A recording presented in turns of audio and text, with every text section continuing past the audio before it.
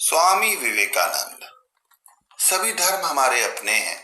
इस भाव से उन्हें अपनाकर ही हम अपना और संपूर्ण मानव जाति का विकास कर पाएंगे। ये वो अनमोल शब्द हैं जिन्होंने संपूर्ण विश्व में भारत की गौरवशाली संस्कृति को स्थापित कर दिया।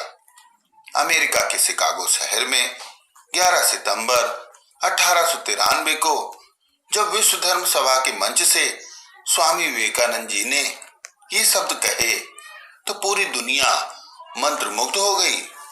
स्वामी विवेकानंद जी का जन्म कोलकाता में 12 जनवरी 1863 को हुआ था।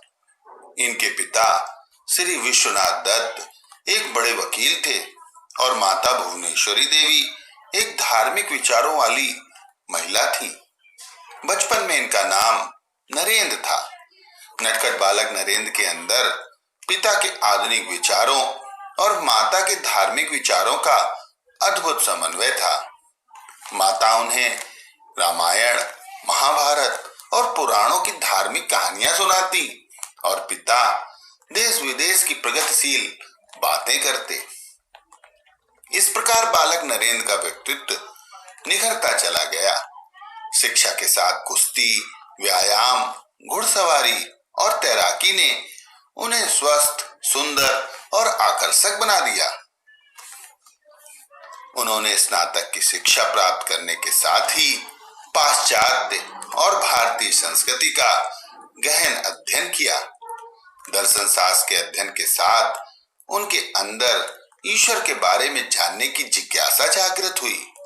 सच्चे गुरु की खोज में वो श्री रामकृष्ण परमहंस के समक्ष पहुंच गए और उन्होंने उनसे पूछा, क्या आपने ईश्वर को देखा है? उत्तर मिला, हाँ, मैंने देखा है। गुरु और शिष्य एक दूसरे को पाकर धन्य हो गए। यहाँ से उनकी आध्यात्मिक यात्रा प्रारंभ हुई।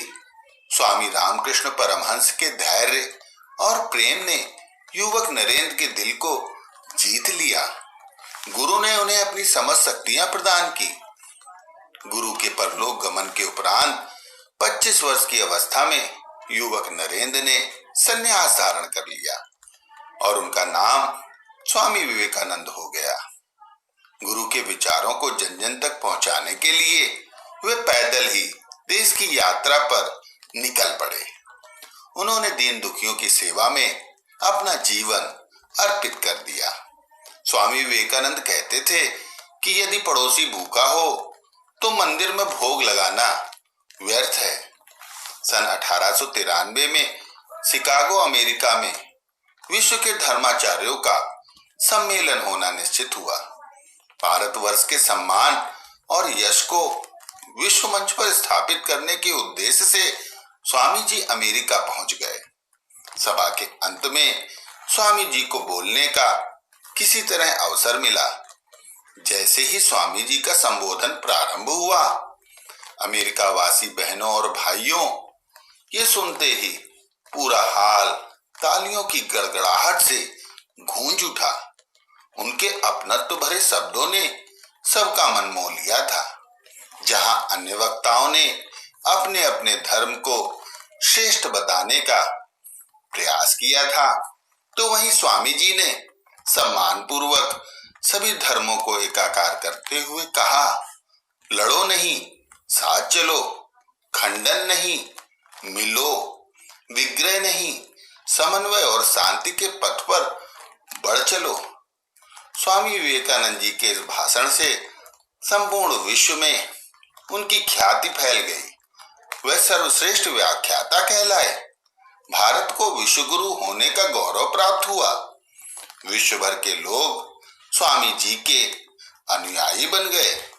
स्वामी जी ने यूरोप और अमेरिका वासियों को संयम और त्याग का महत्व समझाया। मानव सेवा के उद्देश्य से उन्होंने रामकृष्ण मिशन की स्थापना की। सर्वधर्म समभाव और नारियों के प्रति सम्मान उनके अंदर निहित था। 4 जुलाई 1902 के दिन भारत के इस महान संत ने अपना शरीर त्याग दिया, किंतु उनके शब्द गूंज रहे थे, उठो, जागो और अपने लक्ष्य की पूर्ति हेतु कर्म में लग जाओ। स्वामी विवेकानंद जी के ये विचार आज भी प्रासंगिक हैं।